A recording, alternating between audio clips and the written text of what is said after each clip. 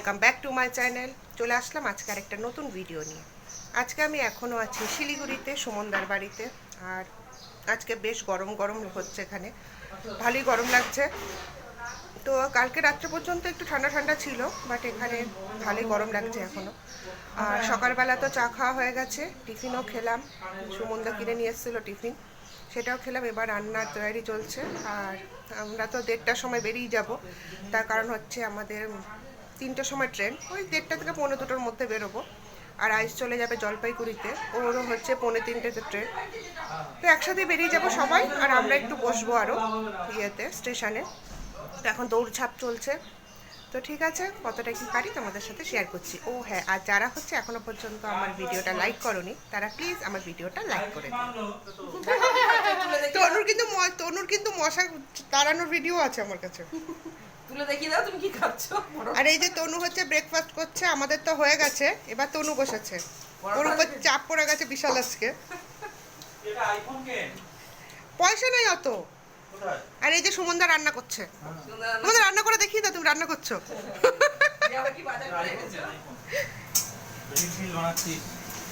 না রিল করি না, রিল করি না, না এমনি ডেলি ব্লগ। আর এই যে সুমনদা রান্না করছে, এখানে হবে হচ্ছে হাঁসের ডিম ছোট আলু দিয়ে, আমরা টিফিনে নিয়ে যাব। আর এখানে হচ্ছে দেশি মুরগি, আর হচ্ছে এই যে পুচকারা খাচ্ছে। কই এখানে হচ্ছে আর্য হচ্ছে খাচ্ছে, আর মৌর্য হচ্ছে মার খেয়ে ঘরে চলে গেছে। এই যে আর মৌর্য কই, মৌর্য মার খেয়ে চলে গেছে কোথায়? এই ঘরে। দেখি মৌর্য কি করছে মার খেয়ে। ওই যে খুব শান্ত তো, এই যে মার খেয়ে এখন এখানে শুয়ে আছে। ওই মার খায়, আবার 5 মিনিট পর ভুলে যায় যে মার খেয়েছে। আর কিছুক্ষণ পর পরই খালি আমি বাড়ি ছেড়ে চলে যাচ্ছি। আমরা এখন রেডি হয়ে গেছি, বেরোবো সুমনদার বাড়ি থেকে। লাঞ্চও হয়ে গেল, চিকেন বানিয়েছিল, সেটা তো তোমাদেরকে দেখালাম কাঁচা অবস্থাতেই। তো চিকেন বানালো, আর হচ্ছে মাটনের চর্বি ছিল, সেটা দিয়ে বড়া বানিয়েছিল, দারুণ হয়েছিল বড়াটা। তো এখন রেডি হয়ে গেছি।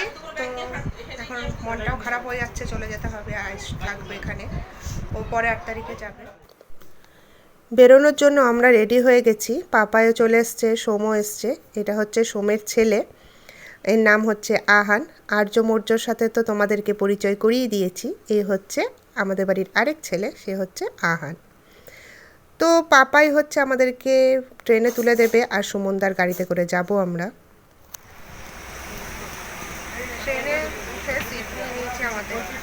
তো আমাদের পড়েছে S9-এ 1 আর 2। তো একদমই বাথরুমের কাছাকাছি, মানে অবস্থা একদমই খারাপ। তো কিছু করার নেই, ভাবলাম বডি স্প্রে নিয়ে আসলে মনে ভালো হতো। তো মানে হোয়ার ইজ মাই ট্রেনে দেখাচ্ছে 3 নম্বরে। তো আমরা তার জন্য ওভারব্রিজে দাঁড়িয়েছিলাম, কেননা শেষ মুহূর্তে কি করে ওটা চেঞ্জ করে দেয়। তো ঠিক শেষ মুহূর্তে দেখছি 5 নম্বরে দিয়েছে। তো যদিও মানে অসুবিধা খুব একটা হয়নি, পাপাই ছিল সাথে। তো তাড়াতাড়ি করে চলে আসলাম।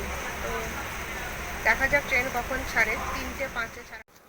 খুব সুন্দর ফাঁকায় ফাঁকায় আমরা গেছি। আর ট্রেন তো 3:05-এ ছাড়ার কথা ছিল, 3:30টার সময় ট্রেন ছেড়েছিল।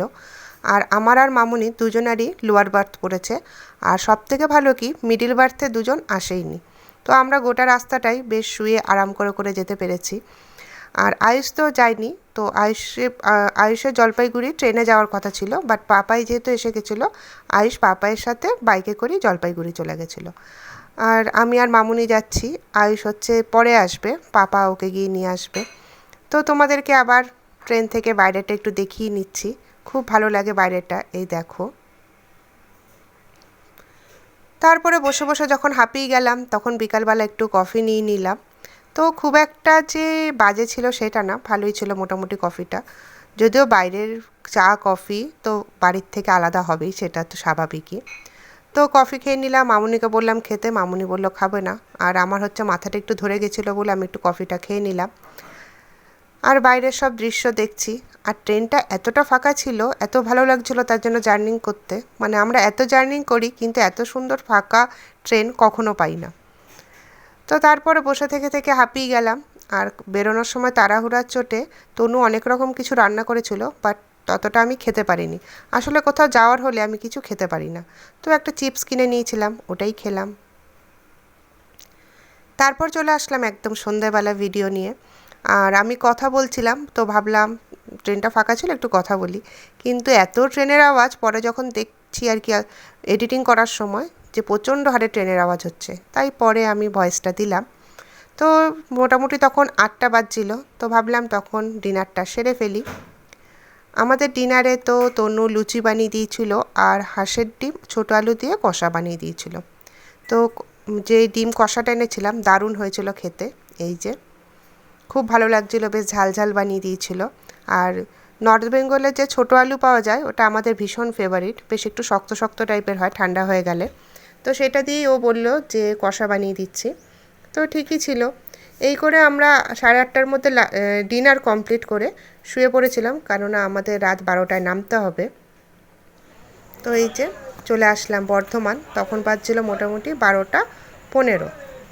বর্ধমানে নেমে গেছে, এই যে আমাদের ট্রেন।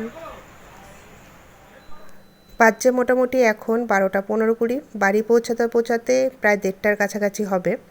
তো ঠিক আছে, ভিডিওটা আর বেশি বাড়ালাম না। ভিডিওটা কেমন লাগলো কমেন্ট করে জানাবে, আর অবশ্যই লাইক দিয়ে আমার পাশে থাকবে। নতুন বন্ধুরা আমার চ্যানেলটা প্লিজ সাবস্ক্রাইব করে দেবে। পুরনো বন্ধুদের থ্যাংক ইউ আমার পাশে থাকার জন্য। তাহলে আজ এই পর্যন্তই। বাই।